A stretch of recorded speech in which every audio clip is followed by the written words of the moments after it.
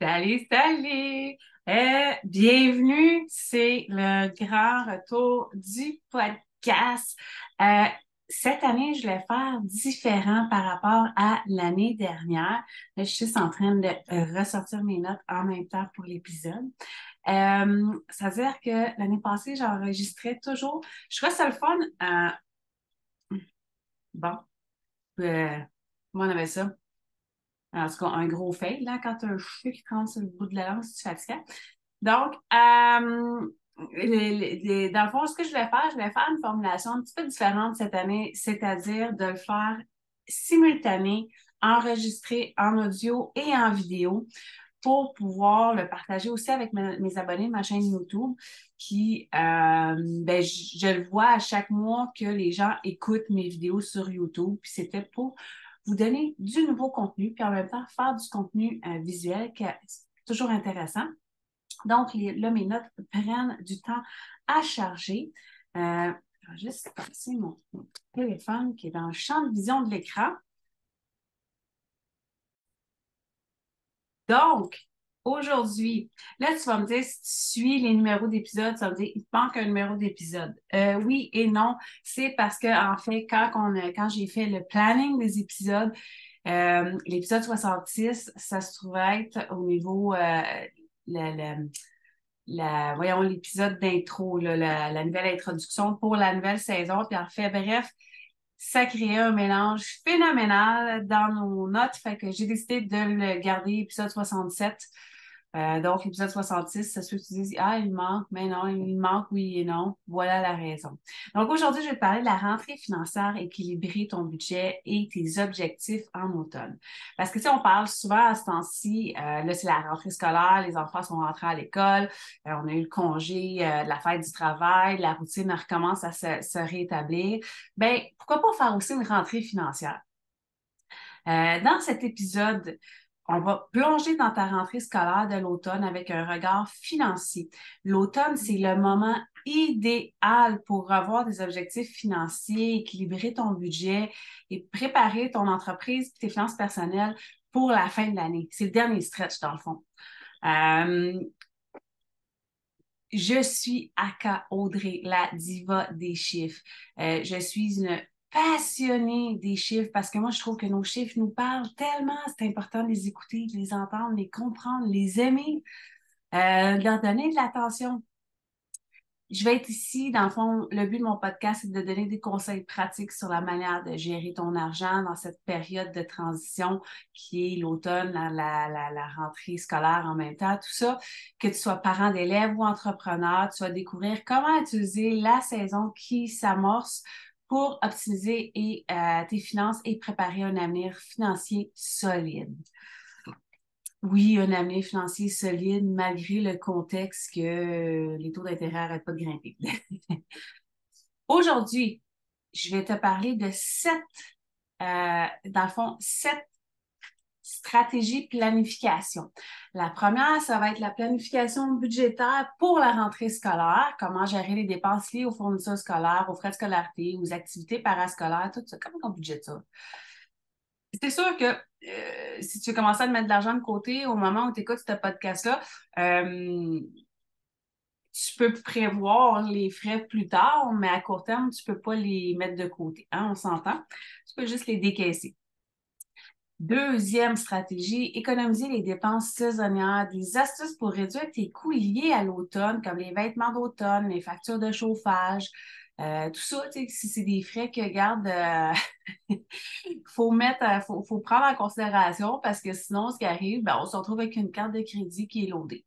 Si elle n'est pas déjà loadée, mais puisque tu m'écoutes assidûment et que tu me suis partout sur mes réseaux sociaux, ta carte de crédit n'est pas loadée parce que tu mets en pratique tous les astuces que je te partage à tous les jours pour justement ne pas avoir de carte de crédit loadée. Là aussi, quand on parle de, au niveau, pour moi, dans l'automne, là, c'est la grosse préparation au niveau des impôts. Parce que là, c'est le dernier stretch de l'année. Fait que si tu n'as pas commencé à cotiser à ton REER ou CELIAP, il est temps que tu le fasses. Il est vraiment temps que tu le fasses. Fait que, là, tu sais, c'est la période idéale, c'est parce que souvent, les impôts, on n'aime pas ça, tu sais, on n'aime vraiment pas ça, ça ne tombe pas. Fait que c'est vraiment, tu sais, dans le fond, c'est le moment idéal pour rassembler tes documents pour que quand ça va arriver, le temps des impôts, tu sois prête, tu sais, tu ne sois pas en attente. C'est le temps aussi justement de réviser ton budget annuel, tes objectifs financiers que tu t'étais fixés au début 2023. Où est-ce que tu en es par rapport à ça? Parce que là, quand on est rendu à cette période-ci de l'année, ben là, on a le 9/12e de l'année d'atteint ou le 3/4, là, si tu préfères. Donc, il te reste un dernier trimestre. Ben, c'est un petit peu, ouais, à peu près. On est dans la fin du troisième trimestre là, de l'année. Donc, tu sais, c'est le temps là, de réviser ou, tu sais, si tu n'as pas atteint les chiffres que tu voulais, il n'est pas trop tard. Il faut juste, tu sais, justement en prendre conscience pour pouvoir mettre les actions en conséquence de tes objectifs puis de où est-ce que tu en es dans ton année. La gestion de ta trésorerie pour la fin d'année, comment gérer les fluctuations de trésorerie à l'approche de la saison des fêtes. Ça, là, la saison des fêtes, là, moi, si tu me suis depuis longtemps, c'est sûr, moi, j'ai une conception au niveau du temps des fêtes qui est assez, je pense, qui n'est pas comme toutes les autres.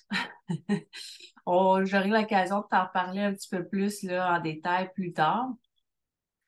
Euh, Sixième point, sixième stratégie, ça va être une stratégie de fin d'année pour les entrepreneurs, des idées pour maximiser les revenus et les déductions avant la fin de l'exercice final. Ça, c'est super important. Moi, en ce qui me concerne, au niveau de mon entreprise, je suis au tout début, là, je suis dans mon premier trimestre de l'année parce que quand tu es incorporé, tes trimestres peuvent être différents de l'année financière, calendrier, mettons exemple, un travailleur autonome, mais il y en a des incorporations que leur fin d'année est au 31 décembre aussi. Ça dépend vraiment comment a été fait l'incorporation puis ce que tu as demandé. Mais c'est ça. Septième point. Moi, ce temps-ci de l'année, je suis dans la planification de l'épargne pour les vacances du temps des fêtes. Comment économiser pour les dépenses des fêtes? C'est là. C'est là qu'il faut mettre ça en branle. Maintenant. Pas dans 2 mois, pas dans 3 mois, c'est maintenant. Moi, au mois d'octobre, tous mes cadeaux de Noël sont faits. J'en achète pas beaucoup parce que, ben, en tout cas, faire une histoire courte, j'aime beaucoup des trucs qui vont. Noël, je trouve, c'est le moment de l'année où est-ce qu'on prend le temps pour nos proches de leur dire qu'on a pensé à eux pendant le temps tout au long de l'année, parce que des fois, on n'a pas nécessairement le temps de les voir. Fait que j'aime ça faire des beaux cadeaux de qualité, mais faits par moi. Je te montrerai aussi à un moment donné, si ça tente plus, je préfère sur ma chaîne YouTube, le plus en style vlog, comment justement des idées, des inspirations pour emballer des cadeaux de façon écono. C'est une idée, ça. Note à moi-même ou mon adjoint qui va m'écouter, tu me le rappelleras. Donc, on commence sans plus tarder. Bonjour, bienvenue dans l'épisode Diva des chiffres. Aujourd'hui, on va plonger dans la rentrée scolaire. On a déjà commencé à en parler. On va y aller un petit peu plus en détail. La planification budgétaire pour la rentrée scolaire. La rentrée scolaire, là, ça peut rapidement peser sur un budget familial. Entre les listes de fournitures, les frais de scolarité, pour ne pas être pris au dépourvu, il faut commencer par dresser une liste détaillée des dépenses attendues, identifier les fournitures nécessaires et comparer les prix avant d'acheter. Il ne faut pas oublier de vérifier si les articles peuvent être réutilisés d'une année à l'autre pour économiser. J'ai personnellement, cet été, j'ai parrainé un enfant de la DPJ. On devait acheter, dans le fond, c'était son sac d'école avec ses fournitures. Malheureusement, on ne pouvait pas récupérer des fournitures non utilisées. On devait acheter que du neuf. Je vous avoue que c'est assez cher pour un enfant du préscolaire. Enfin, juste la portion sac d'école. Attends, on n'a pas acheté les. Ben, quand on parle d'un an, je pense, en tout cas, corrigez-moi si je me trompe, mes filles sont rendues vieilles. Ben, vieilles. Relatifs, ils sont plus là-dedans, disons. Mais ce qui arrive, c'est que au niveau du secondaire, ben, il y a souvent des manuels à acheter. Moi, tu sais, je suis en formation continue. En ce moment, je suis en train de me faire un AEC. Puis là, j'ai un bac que je vise, là. Je ne sais pas si c'est un bac ou un certificat, en tout cas, au niveau universitaire là, que je veux faire. Probablement, ça va être après les fêtes. J'ai des livres, des manuels à acheter, en plus des fournisseurs. Fait que ça fait beaucoup. Et ça peut faire beaucoup par moment à décaisser. Euh, Moi, ce que j'aime beaucoup, beaucoup, beaucoup au niveau jeté, c'est sûr que au moment où tu écoutes cet épisode-là, il est comme tu peux pas commencer à. Tu peux l'écrire, les frais que tu attends, parce qu'il va y avoir aussi des activités parascolaires, des frais à décaisser. Même si les activités parascolaires sont déductibles d'impôt à un certain pourcentage, il faut pareil décaisser le montant.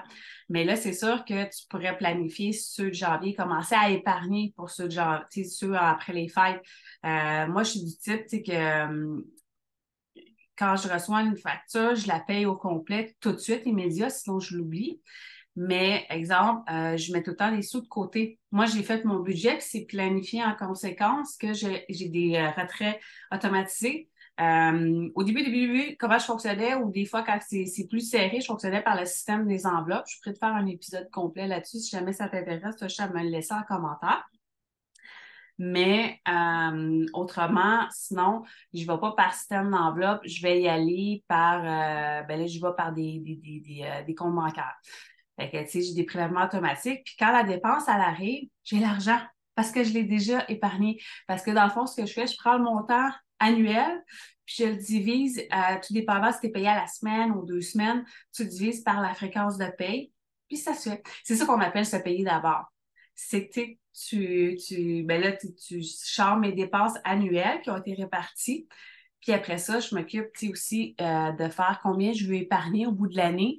Je le divise par mois versus par fréquence de paye. Puis c'est comme ça que j'arrive au montant que je veux faire retirer de mon compte bancaire toutes les semaines pour mon épargne / mes dépenses. Je me prends une petite gorgée. Je suis essoufflée.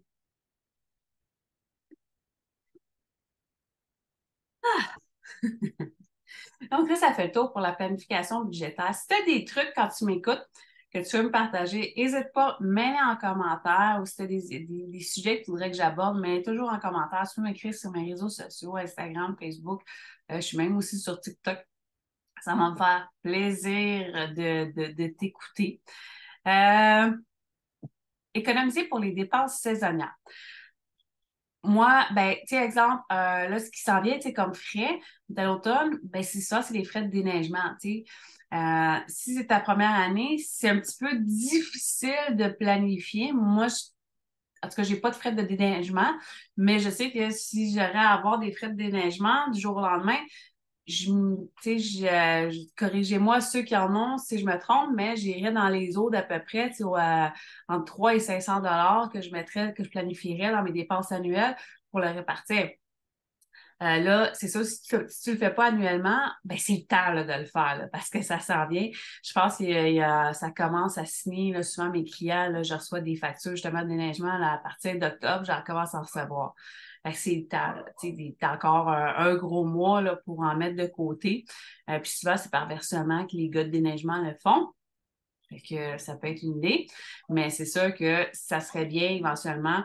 Tu sais, comme quand j'ai passé de dépenses mensuelle à saisonnière, après ça annuelle. J'ai pas pris toutes les dépenses one shot, tu sais, pour les mettre de côté. Ça a commencé par mettre de côté le paiement du permis, le paiement des plaques, parce que ça, on se fait charger des frais d'intérêt. C'est pour éviter les frais d'intérêt. Fait que ça a commencé par ça, puis peu à peu, j'ai vraiment tout mis pour. Parce que moi, mon objectif, c'est de diminuer le plus possible les mensualités. Pourquoi?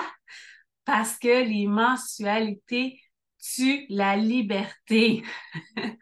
Tu sais, puis là, maintenant, là, c'est tellement facile. Tu prends ton cellulaire, puis là, tu as, tous des trucs. Tu peux même acheter tes vêtements en mensualité. Ça, comme c'est, si c'est pas du 0% d'intérêt, c'est non. Sauf que, tu sais, 20 pièces par-ci, 25 pièces par-là, 100 pièces par-là, 150, 75, ça fait des gros montants à la fin du mois.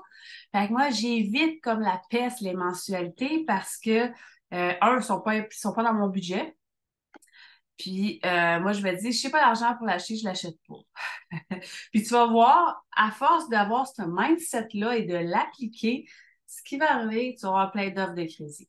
Plein d'offres de crédit. Ils vont toutes rentrer une après l'autre. C'est fou. Mais faut pas nécessairement les prendre. C'est bon d'utiliser le crédit, mais il faut l'utiliser à bon escient. Euh, donc, l'automne, elle peut apporter son lot de dépenses saisonnières, notamment les vêtements qu'on a parlé, vêtements plus chauds. Le chauffage, il faut le planifier parce que même si tu le MVE avec Hydro-Québec, le mode de versement égaux, c'est plus de frais de chauffage, puis ça n'arrête pas d'augmenter, ça n'a pas de bon sens. Fait qu'il faut le planifier, il faut le réfléchir. Puis moi, même mes paiements de factures sont tous faits en mode de prélèvement automatique. Comme ça, j'ai plus à me soucier de ça. Je sais qu'il y en a qui n'aiment pas ça, parce que des fois, ils veulent contester certaines factures. C'est les factures que j'ai, cellulaire, téléphone, Internet, hydro, c'est difficile de contester les frais, hein, on s'entend. Fait que, on n'a comme pas vraiment le choix de les payer. La seule façon qu'on a d'économiser, c'est de faire attention au niveau de nos dépenses. Moi, c'est sûr que l'hiver, ben, plutôt que de monter le chauffage, je vais plutôt opter pour m'habiller plus chaudement.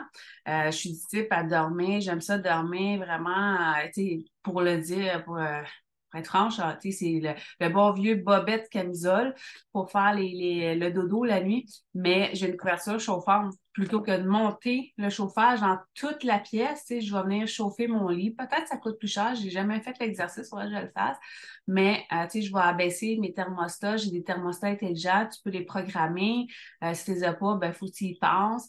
Je m'inscris au crédit hivernal avec Hydro-Québec, c'est à certaines heures de pointe, tu diminues ta consommation.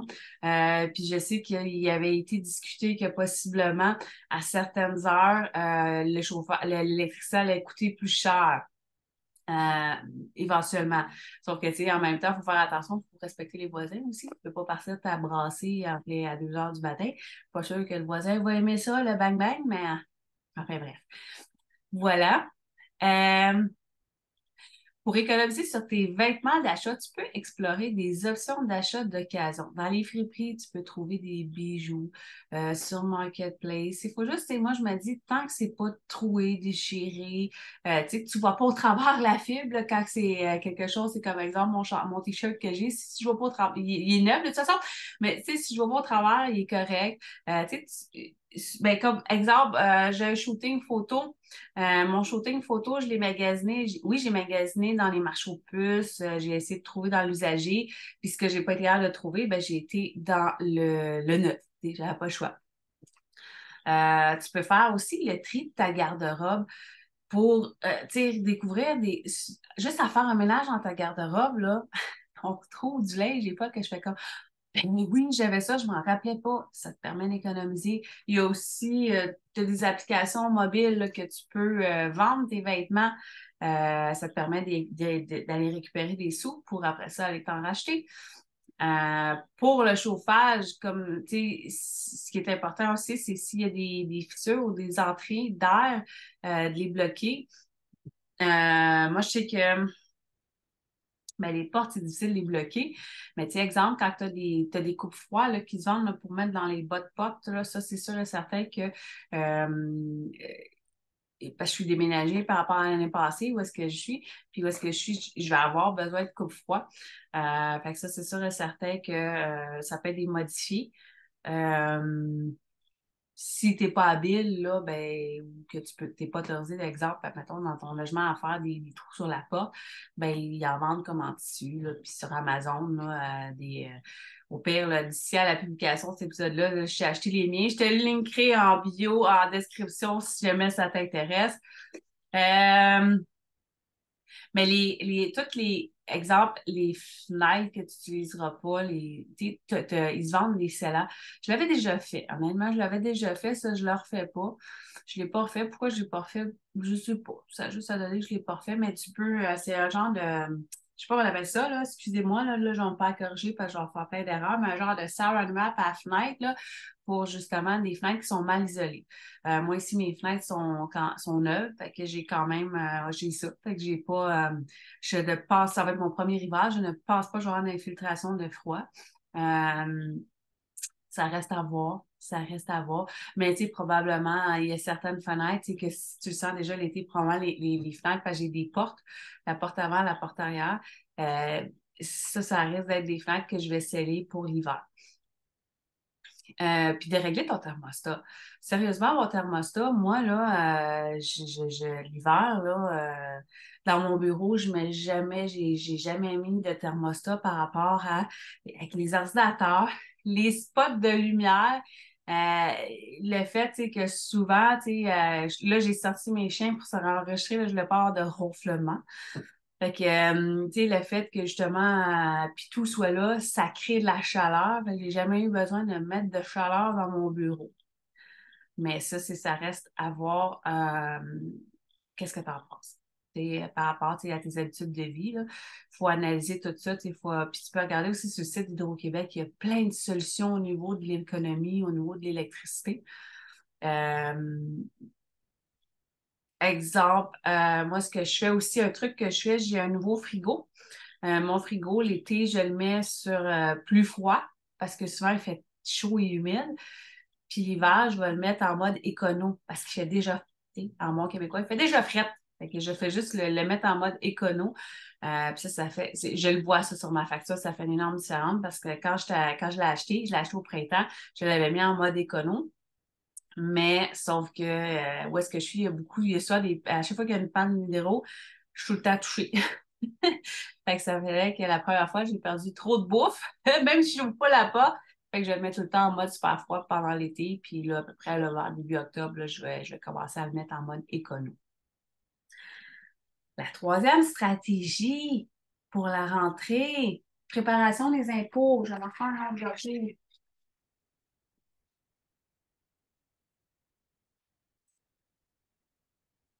Préparation des impôts.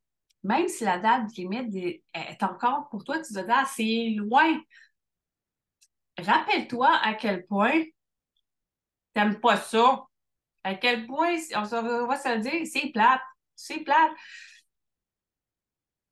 C'est très plate, tu sais. Fait que moi, ce que je fais, j'ai un fichier Excel pour mes frais médicaux. À chaque fois que j'ai un frais médical, je l'ajoute, je le scanne, je le mets dans un dossier, c'est sur mon serveur, ou ton Google Drive, ou ton OneDrive, ou ton Dropbox, n'importe où. Il est scanné, je garde pas le papier, je le jette. Il y a aussi,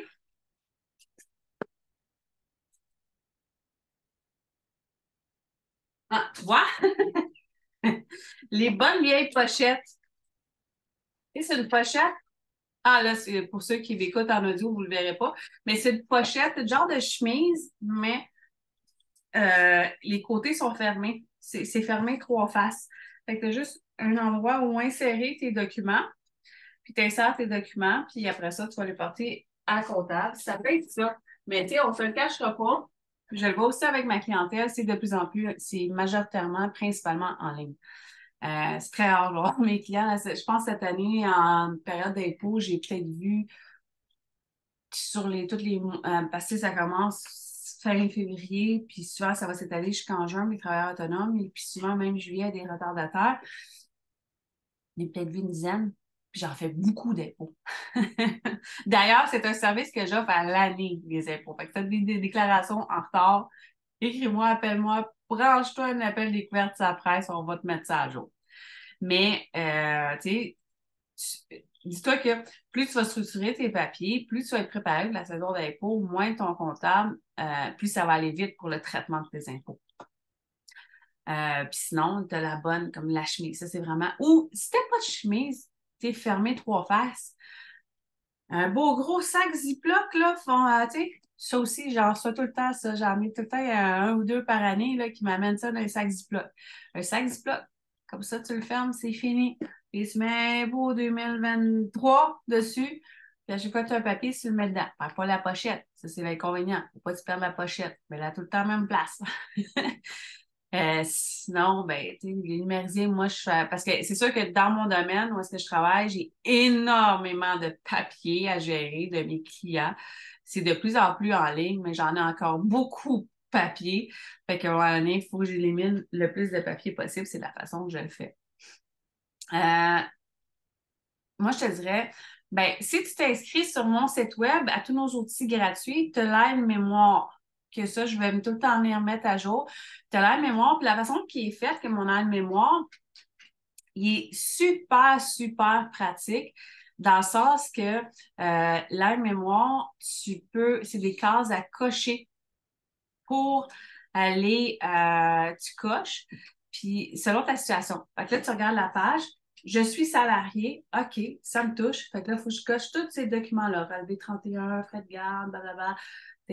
Ça te donne, si je suis aux études, tous les frais à cocher. Et si tu es travailleur autonome, même chose. Si tu as des revenus locatifs, même chose. Si tu as tout. Fait que c'est vraiment super bien fait. Fait que ça, je te mettrai le lien pour ça. Puis, ça va t'éviter le stress de dernière minute. Puis, sans farce, quand tes papiers sont en ordre, c'est un sentiment tellement puissant. Autant pour les hommes que pour les femmes. Ils me le disent tous, à quel point ça les stresse, ça crée de l'anxiété. Les gars, en plus de ça, c'est parce que ce qui arrive souvent, c'est que les gars qui sont travailleurs, ça vient créer beaucoup de stress et d'anxiété au niveau de leur conjointe. Fait que c'est vraiment important de mettre ça en ordre. Euh,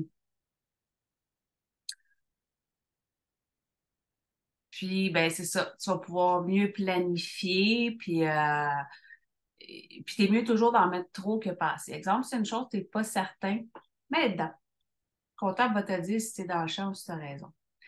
Révision des objectifs financiers. Moi, souvent, à l'automne, oui, je regarde pour le dernier stretch au niveau personnel, si j'ai atteint les objectifs d'épargne. Sinon, j'en ai réajusté le tir. En même temps, ça va me dire, OK, j'ai combien je vais pouvoir dépenser au niveau des cadeaux de Noël, à qui je veux faire des cadeaux, quel est mon budget. Puis là, tu répartis selon ces critères-là. Euh, Puis, tu sais, en même temps que moi, je revois pour le dernier stretch, ce que je fais, je suis en planification au niveau de mon budget personnel pour l'année suivante. Fait que ça, c'est quand même. Puis je pense aussi qu'il est dans nos outils gratuits sur mon site web. Je ne suis pas certaine. Après, je vérifie, mais tu peux faire j'ai un budget là, que tu peux faire. Il me semble que oui, il est dans nos outils gratuits. Tu peux faire ton budget. Là. De toute façon, tape ça sur Internet, tu vas en trouver plein. Sauf que faut juste, celui que j'ai, il est très complet. Au niveau du budget personnel, je ferai la vérification après l'épisode. Là. Au pire, si je l'ai, je te mettrai le lien vers, mais je te conseille, tu vas sur mon site web, là, puis, mais enfin, bref, je te mettrai le lien. C'est le temps de prendre le temps de passer en revue tes objectifs personnels et professionnels, puis ajouter si nécessaire. Moi, ce que j'aime beaucoup à chaque changement de saison, il y a toujours des nouveaux clients qui s'ajoutent, qui s'enlèvent ou que le contrat est fermé, est terminé. Par exemple, là, j'ai une cliente de longue date. Euh, Elle a vendu son entreprise, elle est en procédure de fermeture. Fait que oui, je travaille pareil pour elle, mais je sais qu'il y a beaucoup moins de volume de transactions, fait que ça me libère du temps. Ça aussi, c'est important au niveau professionnel de savoir combien j'ai de temps libre. Ce mandat-là, je peux-tu l'accepter ou pas faire que je me trouve quelqu'un pour le déléguer? C'est important, là, aussi, c'est de la planification. Fait que ça se planifie, ça se prévoit, ça se calcule.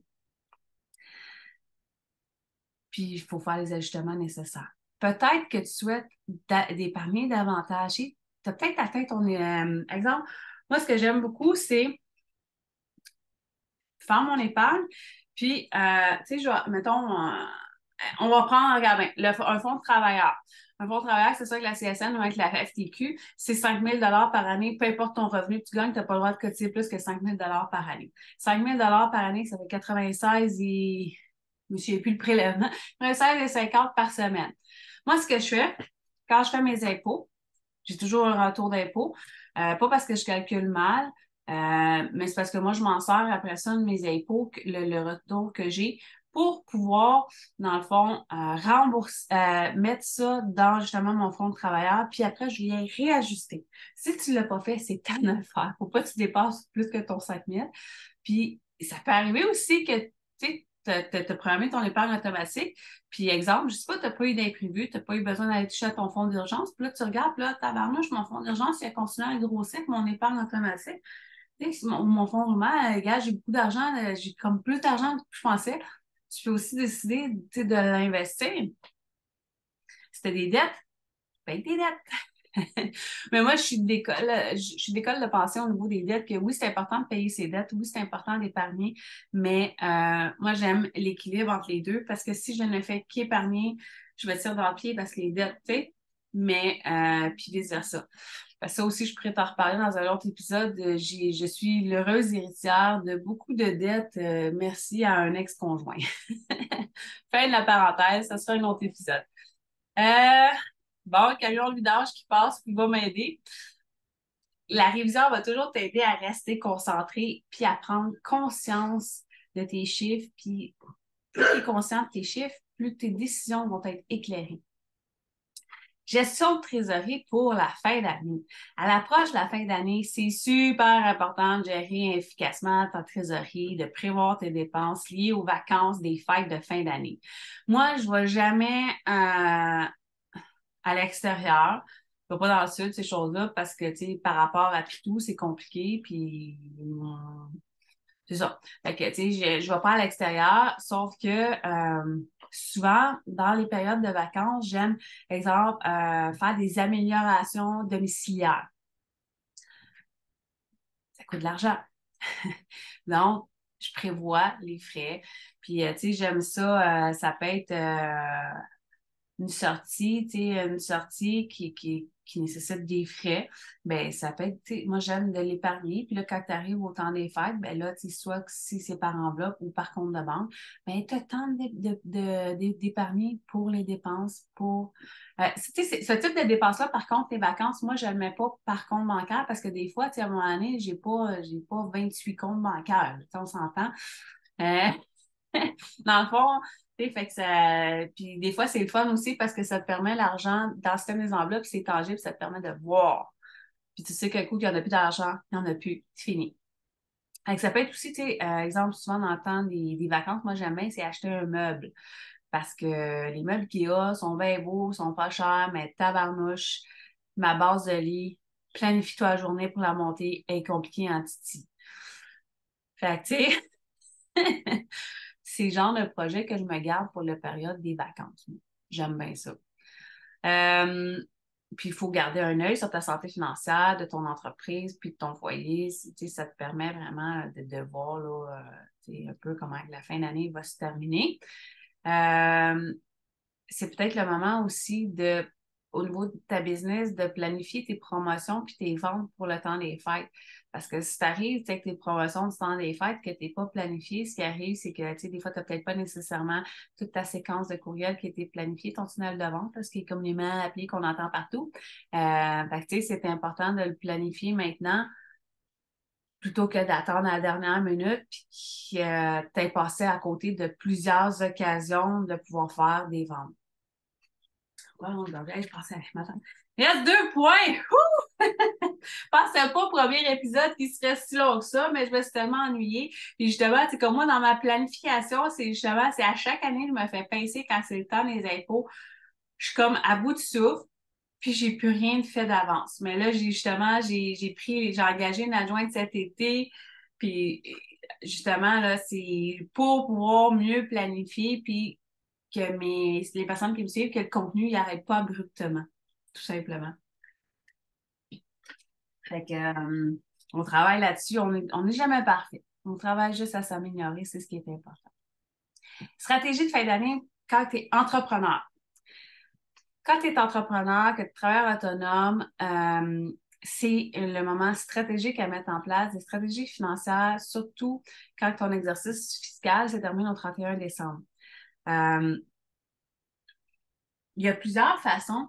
Moi, ce que je dis, tu sais, tout dépend. C'est important. Là, ça va être important de connaître tes chiffres. Exemple, Si tu es en surplus monétaire, si tu as fait des gros revenus, tu as eu des gros bénéfices dans ton année, c'est peut-être le moment, si c'est possible de le faire, exemple, quand tu es dans une entreprise de service, de reporter tes facturations de fin d'année à la nouvelle année et de max ou si c'est pas possible. Souvent, c'est difficilement possible de reporter la facturation, mais ce que je vais donner comme truc, exemple comme moi, quand j'ai fait mes chiffres, ben tu vas aller chercher des dépenses pour payer le moins possible d'impôts.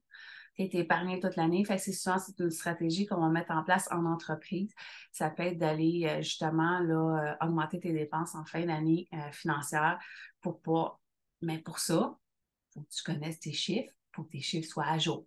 S'ils ne sont pas à jour, appel découverte, on se jase. Puis en même temps, ben, ça te permet d'évaluer tes performances. Moi, j'adore, là, je suis une fille de chiffres, je suis une fille de stats, là, j'adore les statistiques.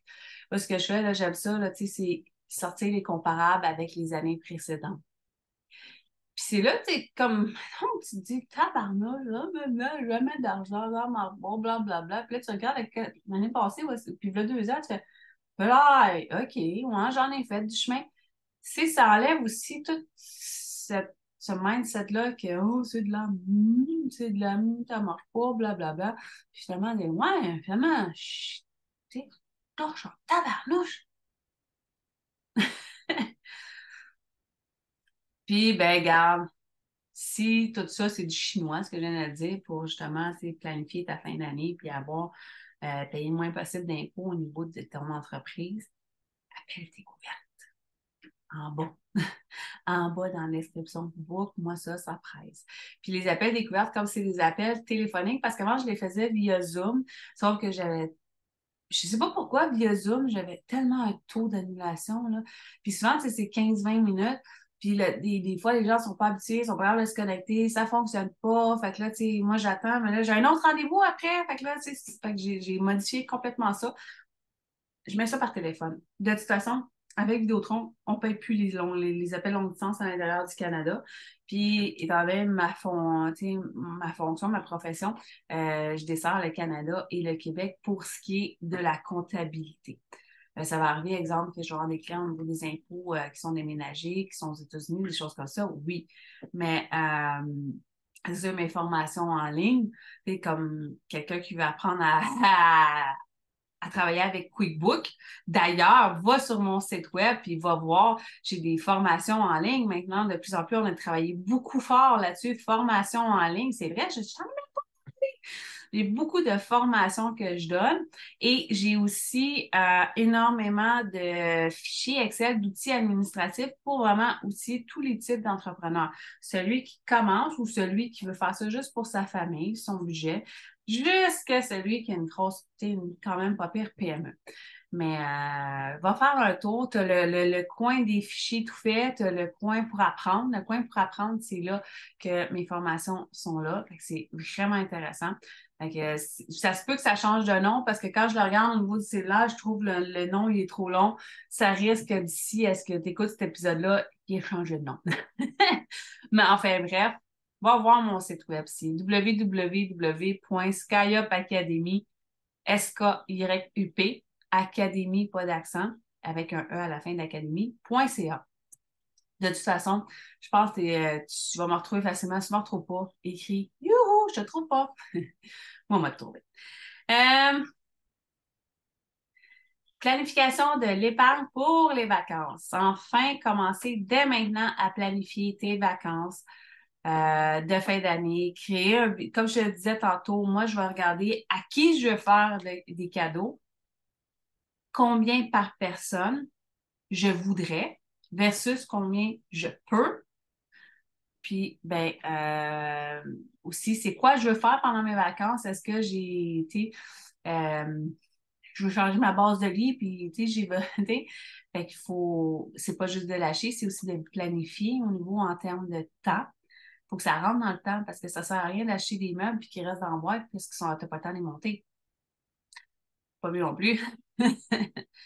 Fait que là, puis à partir de là que tu peux te créer ton budget du temps des fêtes. Ça peut être dans un fichier Excel.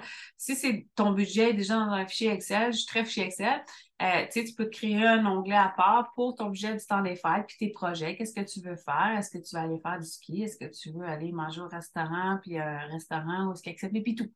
C'est tout le temps un petit peu plus cher, ce restaurant-là. Est-ce que, je sais pas, moi,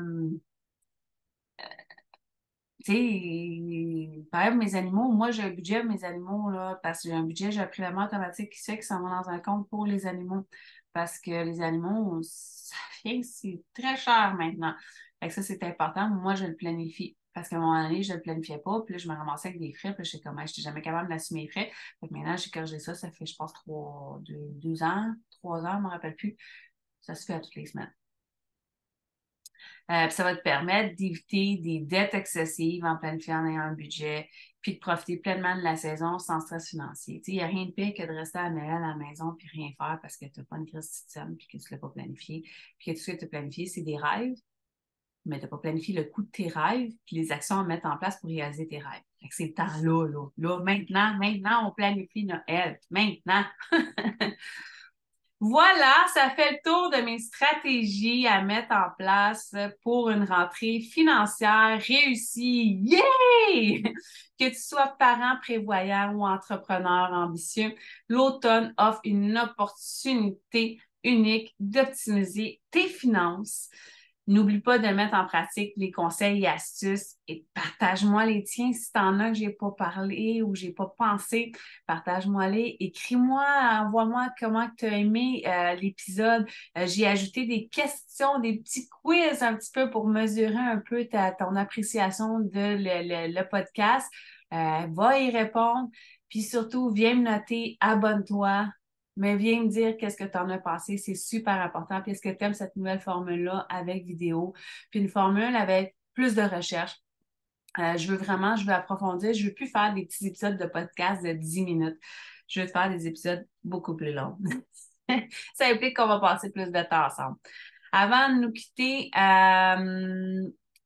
oui, c'est ça. Le prochain épisode, oublie pas, manque pas le prochain épisode. Tous les épisodes de podcast vont être diffusés sur Spotify à chaque mardi matin, heure du Québec, à 6h AM.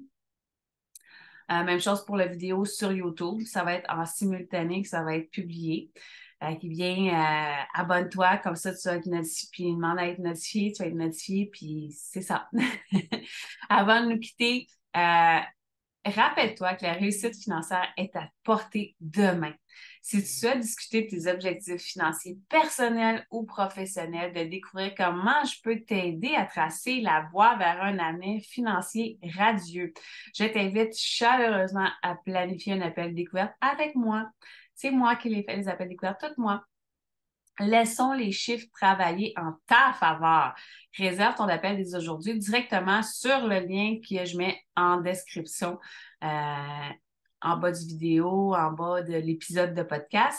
En attendant de t'entendre parler, de t'entendre, prends soin de tes finances puis reste à l'écoute de SkyUp ta bise parce que SkyUp ta bise, SkyUp tes chiffres.